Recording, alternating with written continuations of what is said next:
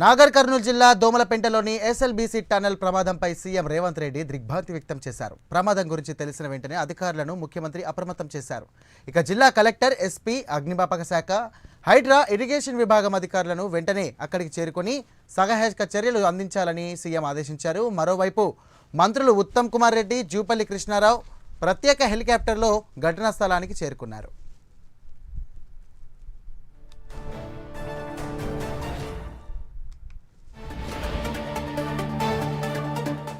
Breaking చూస్తున్నాం. దోమలపెంటలోని SLBC canal వద్ద ఉదయం ప్రమాదం చోటు చేసుకుంది. ఎడమవైపు స్వరంగం 14వ కిలోమీటర్ దగ్గర 3 మీటర్ల మేర టన్నెల్ పైకప్పు కూలిపోయింది.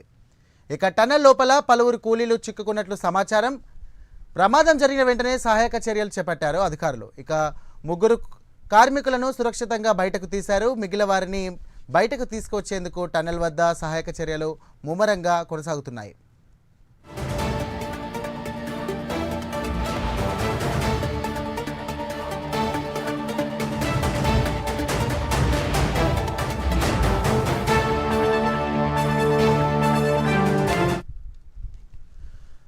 బ్రేకింగ్ చూసినాం. సొరంగంలోని రింగులు కింద పడి ప్రమాదం చోటు చేసుకున్నట్లు తెలుస్తోంది. దీంతో అందులో విద్యుత్ సరఫరా నిలిచిపోయింది. ఆ తర్వాత విద్యుత్ సరఫరాను పునరుద్ధరించారు. మార్నింగ్ షిఫ్ట్లో 50 మంది కార్మికులు పనిలోకి వెళ్లారు. ఇప్పటి వరకు 42 మంది సురక్షితంగా బయటకు వచ్చారు. మరో 8 మందిని బయటకు తీసుకువచ్చేందుకు అధికారులు సహాయక చర్యలు కొనసాగిస్తున్నారు.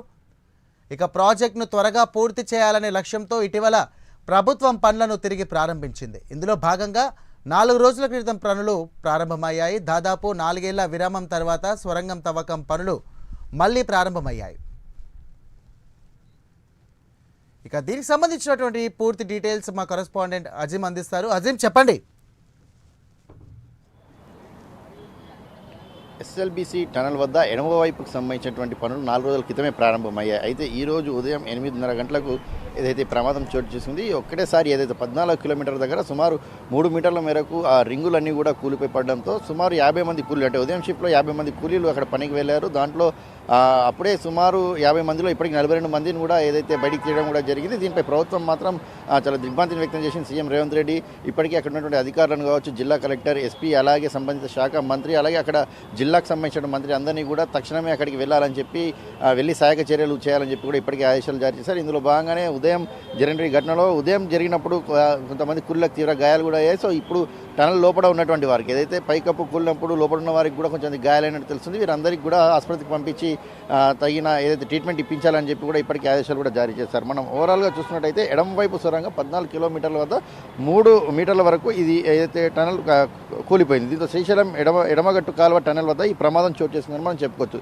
సో ఓవరాల్గా చూసినట్టయితే దీనిపై ఇప్పటికే మంత్రులు కూడా ప్రత్యేక హెలికాప్టర్లో కూడా ఏదైతే ఉత్తమ్ కుమార్ రెడ్డి, అలాగే జూపల్లి కృష్ణారావు కూడా ఇప్పటికే ఏదైతే ఎస్ఎల్బీసీ సొరంగం దగ్గర కూడా చేరుకున్నారు. సో అక్కడ ఉన్నటువంటి అధికారులు ఇప్పటికే చేరుకున్నారు. సో అందరూ కూడా ఏదైతే దాని లోపల కూలీలు ఎంతమంది ఉన్నారో వారందరినీ కూడా బయటికి తీసే ప్రయత్నం అయితే ఇంకా కొనసాగుతున్నది. ఇప్పటికైతే ఎలాంటి ప్రాణ నష్టం జరగలేదనైతే వార్తలు అయితే వినిపిస్తున్నాయి. కేవలం అందరికీ కూడా గాయాలయ్యాయని చెప్పి కూడా మనకు ఉన్నటువంటి సమాచారం. సో ఈ ప్రశ్నపై అసలు ఎలా జరిగిందనే దానిపై ఇరిగేషన్ శాఖకు సంబంధించినటువంటి అధికారులు, మంత్రి ఇప్పటికే దీనిపై ఆరా తీస్తున్నారు. అసలు సొరంగం తవ్వే సమయంలో ఇలాంటి ప్రమాదం ఎందుకు చోటు చేసుకుంది అంటే 4 రోజుల క్రితమే ఎడం వైపు ఉన్నటువంటి పనులు ప్రారంభించింది ప్రభుత్వం, త్వరగా ఈ పనులు పూర్తి చేయాలని చెప్పి. సో ఈ నేపథ్యంలో ఈ 4 రోజులు అంటే ఈ రోజు ఉదయం 8:20 ఏదైతే ఈ పైకప్పు కూలిపోవడంతో ఈ ప్రమాదం చోటు చేసుకుంది. సో దీనిపై ఇప్పటికీ ఇరిగేషన్ సంబంధించిన అధికారులు కావచ్చు, జిల్లాకు సంబంధించిన అధికారులు అందరూ కూడా అసలు ప్రమాదం జరగడానికి గల కారణాలు ఏంటి, అసలు ఎందుకు ఇలా జరిగిందనే ఒక కోణంలో ఇప్పటికే ఏదైతే దర్యాప్తు మొదలుపెట్టారు. ఫస్ట్ అయితే సహాయక చర్యల్ని ప్రభుత్వం ముమ్మరు వేసింది. దాని లోపల ఉన్న వాళ్ళందరినీ తీసిన తర్వాత అందరినీ హాస్పిటల్ కూడా తరలించే ప్రయత్నం చేస్తుంది. సో సీఎం రేవంత్ రెడ్డి అయితే సీరియస్ అయ్యారు. ఖచ్చితంగా